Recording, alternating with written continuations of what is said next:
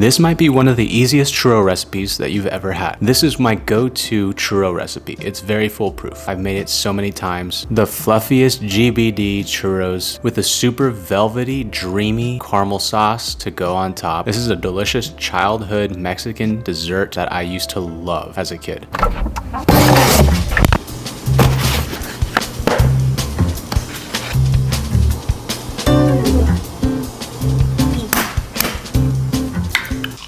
Okay, churros, welcome back to the channel, everybody. Today I'm going to show you how to make the churros I used to make at work all the time. So I recommend you get a scale. You put your pot on the scale and you can just dump everything in. It makes your life easier, no need to measure. If you don't, I put it all in cups in the description down below. So what I'm doing here is I'm making what's called a pot au choux. We get the butter, all the liquids, and we bring this up to a simmer. And in doing this, we're also dissolving the sugar with the liquid. Now, once we bring this guy up to a simmer, I'm not going to add in my flour like I normally would with a pot au choux. See, what we found at work was if we add the flour into the mixer immediately when that water is boiling, what it does is it keeps the internal part of that churro a little more raw and it keeps it a little more fluffy. It makes it feel like a legit churro. So what we're doing is we're adding in the flour immediately once this water's boiling, and then we just give it a mix instead of cooking the pot au choux in a pan like you traditionally would with a pot au choux. And then we toss it into the mixer, and then what we're gonna do is smash the out of that like button. And then we add in the eggs one at a time because we do not want to cool down our pot au choux mixture. See, it's very important to keep the mixture warm the entire time when you're working with it. And it should resemble what you see on the screen right here. It's not runny, but it's still a wet looking dough, almost glossy, just like a brioche would look. You should be able to turn it over like a Dairy Queen Blizzard and it would not fall down. Now, do you want to know the secret to this? I'm telling you, get a nylon piping bag. Do not use these plastic piping bags. I've actually showed friends in the past and they use this and it fails. Reason being is the plastic just can't handle the dough, just like your mom. You're gonna be left with a mess, just like your mom. Don't do this. We don't want to be like your mom here. We want it to be clean. Anyways, toss that plastic bag away, get the nylon one, and use a nice thick tip, just like your mom would. Okay, enough of the jokes, but this is the tip that we want to use here.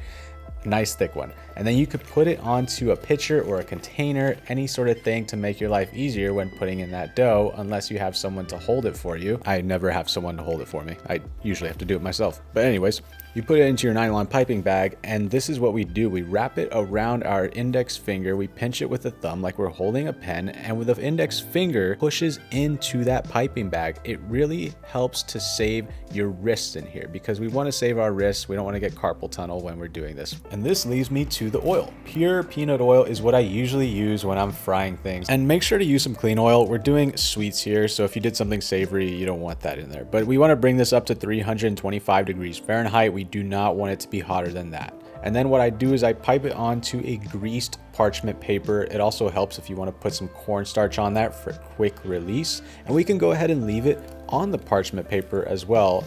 Another note is, if you want, you could throw these in the freezer and fry them up later. This is actually how we would do them in large quantities in restaurants. We would toss them in the freezer and then just pull them out whenever we had an order, toss it into the fryer at 325 degrees Fahrenheit.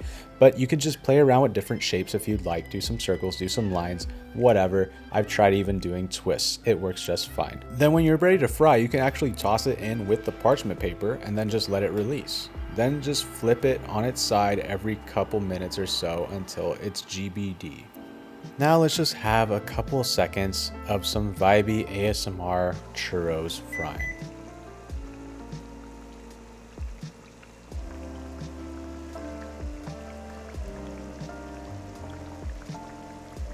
Okay, while those are frying off and getting GBD, I'm going to show you how to make this dreamy caramel sauce. It's super simple. All it takes is sugar into the pot, white sugar by the way, and then we toss in our water. And make sure to not mix this, please, for the love of God. Don't mix it. Bring this up to a simmer. I don't even use a thermometer for this, by the way. I just sort of eyeball it until it's a deep dark amber color, and then from that point on, once it's to the color of my liking, I add in my heavy cream.